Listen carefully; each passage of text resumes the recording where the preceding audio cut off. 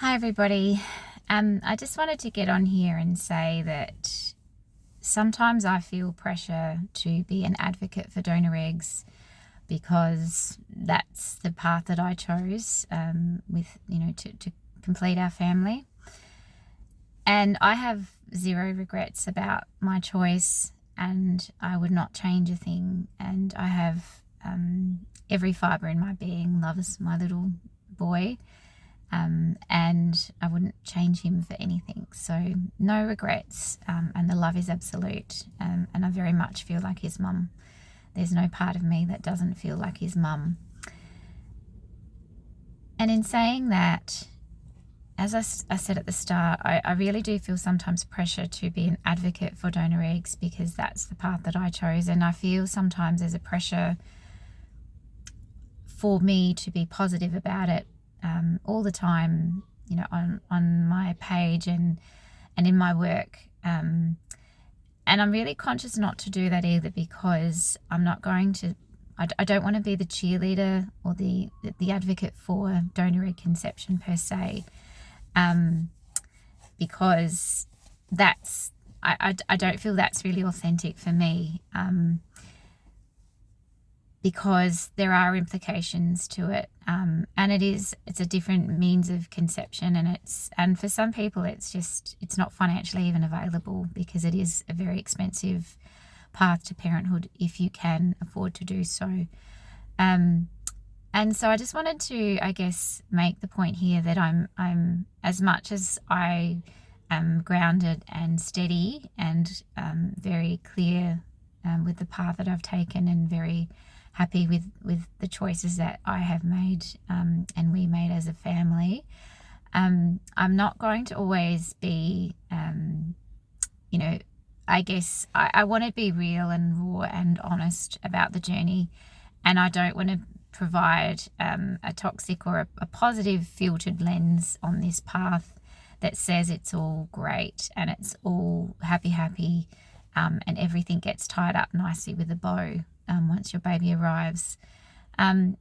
Because as much as so much of the fear that you have and your thinking around donor conception changes once your baby is here, that's absolutely true. And a lot of it sort of dies down and it lessens. But probably what I'd say is it's a little bit like the onion layered effect, is that you peel off the layers and you work through the different feelings and thoughts.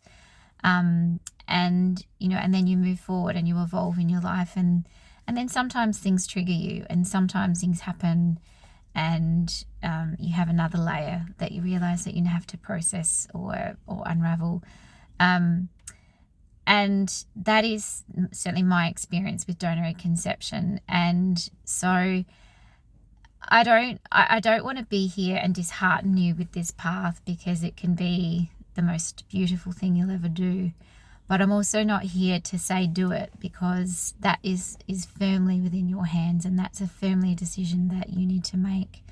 And that's what my work is really here to do, is to help you figure out whether it's the right path for you or not.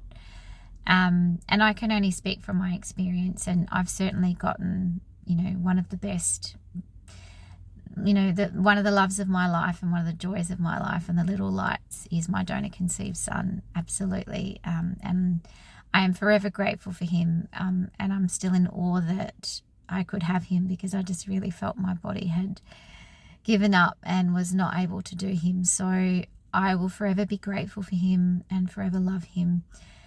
And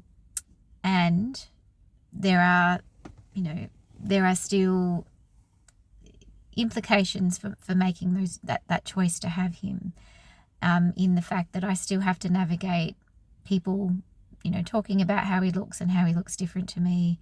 I still have to navigate those conversations, even with my own family, about the language that they use around the donor mum, and I've had to correct to say, no, it's actually the donor, I'm the mum. You're constantly doing that. I guess in doing this work, it's an ongoing revelation of my journey to people that I haven't mentioned or talked about it within my own village, but in doing this work, they're coming across it and they're seeing it too. So it can be messy and complicated at times, and you can also be clear as well. So, but I just wanted to get on here and say that it's not a black and white, perfectly, made solution, donor egg conception for you. There are still messy parts, and there are still onion layers that you unravel as you go, and as you learn and as you evolve. So I guess whenever I say to you on this, with this work, that my boy is one of the loves of my life, that is absolutely true. But I know that can sometimes feel a bit jarring or a little bit cliche, because the reality is I love him to bits, and there are parts of, because of his conception, that I have to still work through or navigate or defend in some instances, or have boundaries around, for example, or teach people or educate people about. And so, and even with me, within my own close circles. So please just do know that this is a life decision, and life is not a perfect bow. There are so many things that happen beyond donor egg conception that, life is messy, life is complicated, life can be hard. But on the flip side of it, life can be amazing, and it can be, wondrous, and it can be full of love and spirit and incredible, incredible memories and joys. So just remember that as you're navigating your way through your own fertility journey and what your path to parenthood looks like. There's the both. There's the feelings of both, and that's what I really wanted to reiterate and replay.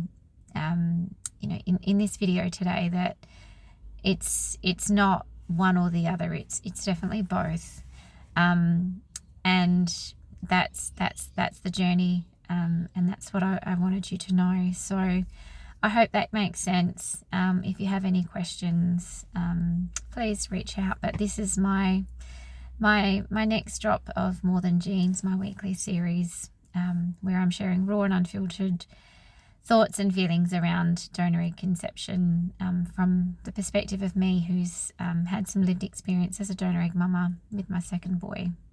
So I hope that helps. Much love to you always on the journey that you're at, and feel free to reach out if you need more support, and also feel free to reach out and download my free resources that you can find in my bio, my link tree.